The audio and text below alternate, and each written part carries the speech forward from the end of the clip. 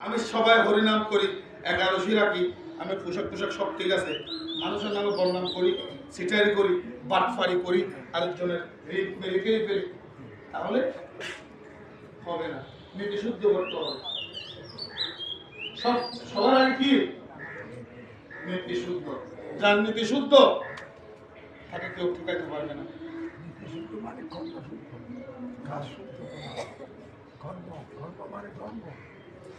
তাহলে হরিনাম জপসি রাধাকৃষ্ণ যদ্দাসুতে হেমাল তো পারতে নাম চিন্তা মরিরূপে নাম প্রমাগতি।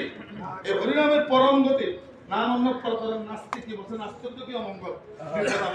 এই হরিনাম যারা করে, যে মারা হরিনাম করে, মারা সবাই প্রত্যেকদিন যদি মালা দিয়ে আপনার সকালবেলা ঘুম থেকে উঠে যেখান থেকে হরে কৃষ্ণ কৃষ্ণ কৃষ্ণ হরে হরে হরে রাম রাম রাম রাম হরে জয় গীতা জয় গীতা জয় গীতা গঙ্গা গীতা সাবিত্রী সীতা সীতা পরিবর্তা বর্মাবলী বর্মাবিদ্যা কৃষ্ণা মুক্তি নষ্টমাতা সিদ্ধান্ত ভগবন্ত রামকৃত জ্ঞান মন্দির। আপনি যখন হরিনাম যে করে যখন এই গীতার মান স্মরণ করবেন, গীতার অর্থটা যখন আপনি বলবেন, আপনার ঘরে আপনার সংসারে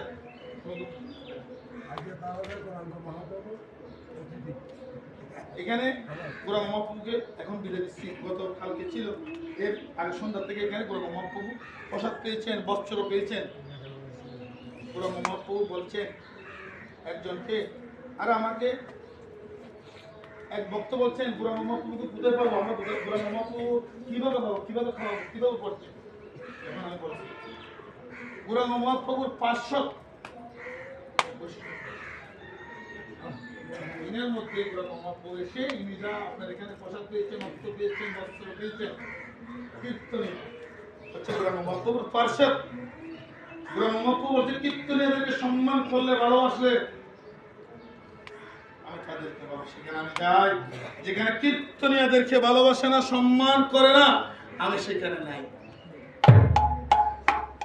নামজ্ঞ পরমাগতি নামান্য পরতরং নাস্তিক, নাস্তিক তো আপদ বিপদ। যারা হরিনাম সবসময় করে রাস্তাঘাট থাকে, কত আপদ বিপদ থাকে।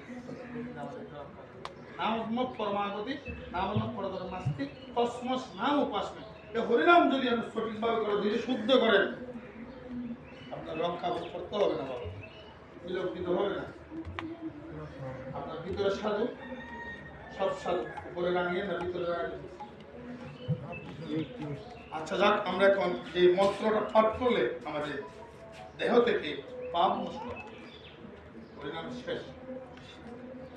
যেটা হাতে করা হয় এটা হচ্ছে নাম জপ, আর যেটা এখানে করা হয় এটা হচ্ছে নাম জপ। এই নাম যজ্ঞ এটা হচ্ছে অজপানা, এটা অজপানা। তুই বলতে পারবেন। আর যেটা গণে গণে করছি সেটা হচ্ছে গণা না, জপ। জপ হচ্ছে গণা। কিন্তু আপনি অহংকার করে যে কোনো ধর্ম, আপনি একটা বিল্ডিং করে দিয়েছেন 20 লাখ টাকা দিয়ে, আপনি যদি বলেন আমি 20 লাখ টাকা মন্দির করে দিয়েছি, আপনার ওই দান শেষ। কিন্তু আপনি যদি হরিনাম সংকীর্তন করেন, তারপর যদি বলেন আমি ষোলমালা ডেলি জপ করি, আপনি আপনার ষোলমালা নষ্ট হবে না। আর ভগবান কি করবে, আপনাকে ষোলমালার মধ্যে 16 মালা দান করবে। যে শ্রবণ করবে তার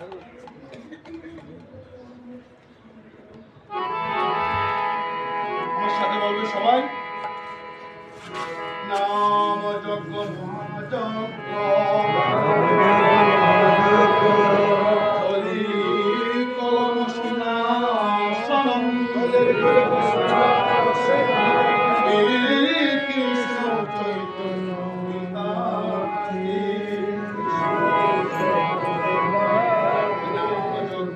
সমাপনম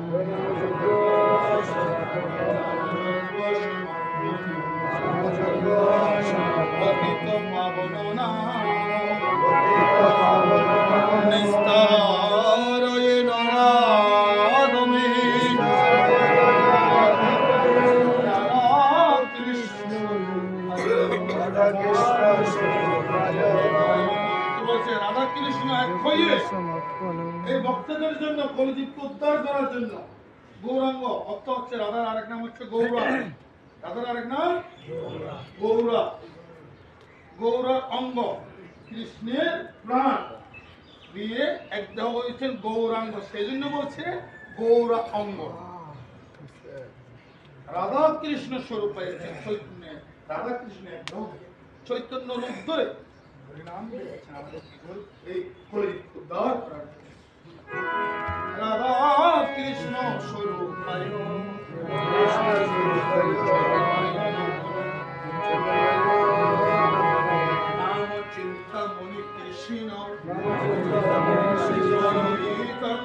বিগ্রহ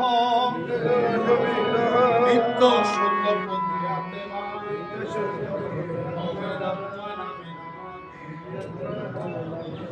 ওদিকে যাবো না। নিত্য শুদ্ধ পূর্ণ আত্মা সারা হরিনাম করেন যার মধ্যে তুলসী মালা থাকে। তুলসীর ৬৪ গুণ। আমাদের বলা হয় ৩৩ কোটি দেবদেবী। ৩৩ কোটি না কোটি, এখানে ভাষার মধ্যে কোটি আর কোটি কোটি কোটি কোটি কোটি হচ্ছে লক্ষ কোটি আর কোটি হচ্ছে প্রকার। আমাদের শুধু তুলসীর ৬৪ গুণ শেষ করতে পারবো না। যারা তুলসী মালা কণ্ঠে ধারণ করেন নাই তারা অবাক, তাদের চেহারা দেখলে পাপ হবে। যারা দীক্ষা নেন নাই কলিযুগের মধ্যে তাদের চেহারা দেখলে পাপ হবে, তাদের হাতের জল খেলে পাপ হবে। তাই সবাই তুলসী মালা দিবার চেষ্টা করবেন। এবং তুলসীর গুণ, যাদের তুলসী মালা কণ্ঠে থাকবে তাদেরকে গোবিন্দ কথা দিয়েছেন যে আমার তুলসী মা তুলসীকে বৃন্দা দেবীকে কণ্ঠে ধারণ করবে, অলঙ্কার হয়ে গলায় দিবে, তাদেরকে আমি একদিন না একদিন আমার চরণে নিয়ে আসবো, আমার চরণে নিয়ে আসবো। যদি মুক্তি পেতে চান, কৃষ্ণ চরণ পেতে চান, তাহলে তুলসীকে সেবা করবেন, তুলসীকে স্নান করাবেন, তুলসীর মাটি কপালে দিবেন, বুকে দিবেন, তুলসী ঘুরে ঘুরে হরিনাম করবেন, তাহলে আপনি মুক্তি। আমাদের মানুষ যখন মারা যায়, আমাদের গীতা বুকে থাকে, তুলসী মালা, তুলসী টবেরটা মাথার পাশে থাকে। তুলসী হর্ষের সাক্ষী।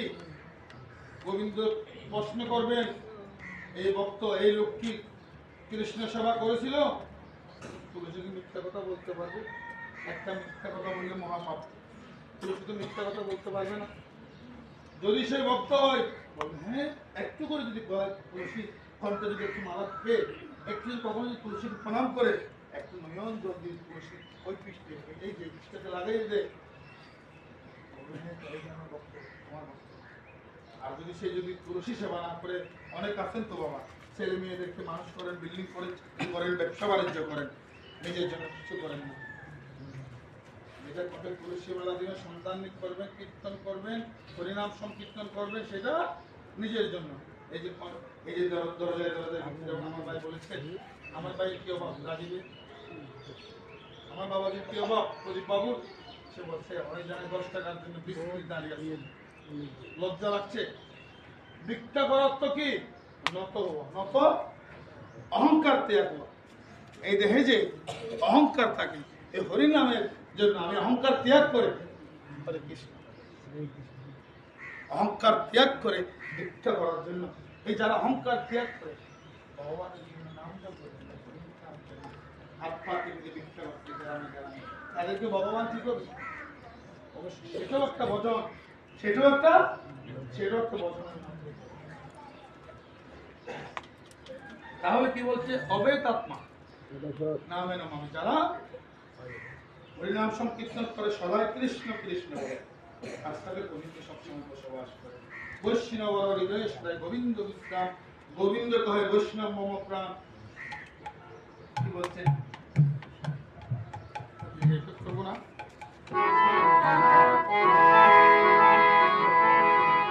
আমরা যখন আমাদের পূর্বপুরুষ চলে যায়, ব্রাহ্মণের কথা আমরা গৌদান করি না, গৌদান করি বৈতরণী পার হওয়ার জন্য স্বর্ণ দান করি। পৃথিবীর সর্বশ্রেষ্ঠ দান হচ্ছে অন্নদান, বৎসরদান, কন্যাদান। আমরা গৌদান করি মাতা পিতার জন্য। এখানে শাস্ত্রে বলছে না কিচ্ছু করতে হবে না, কষ্ট কর, নাম জপ দিলে মানে হরিনাম করা শুদ্ধ হবে, প্রসাদ দিয়ে অনেকে না জেনে মাতৃ কর্মের ক্রিয়ার মধ্যে মৎস্য করেন, এটা অপরাধ হবে, আপনার বাবা অভিশাপ দিবে। শাস্ত্রীয় নিয়ে মনে করলেন প্রসাদ, তারপর দিন আপনি যখন মাছ শুনে হবে তখন আপনি যান, তার কোনো সমস্যা নেই। কিন্তু যেদিন ক্রিয়া হবে সেদিন প্রসাদ, ভগবানের প্রসাদ, ভগবানকে বৈষ্ণব যে প্রসাদ লাগাইতে পারে, আত্মহত্যা যারা করেন তাদের কোনো মুক্তি আছে? তাদের কোনো মুক্তি নেই। তবে হ্যাঁ মুক্তি আছে, স্বাভাবিক যখন ক্রিয়া যখন বৈষ্ণব প্রসাদ দেওয়া হয়, সব সময় বৈষ্ণবের প্রসাদ পেলে সে উদ্ধার হয়ে যাবে। এগুলো আমার কথা না স্যার, আমি ছোটবেলা থেকে সাধু সঙ্গ করতাম। সাধু সঙ্গ থেকে আশীর্বাদ নিয়ে বাবার সাথে বড় বড় থেকে দেখছি। তাহলে কি বলছে?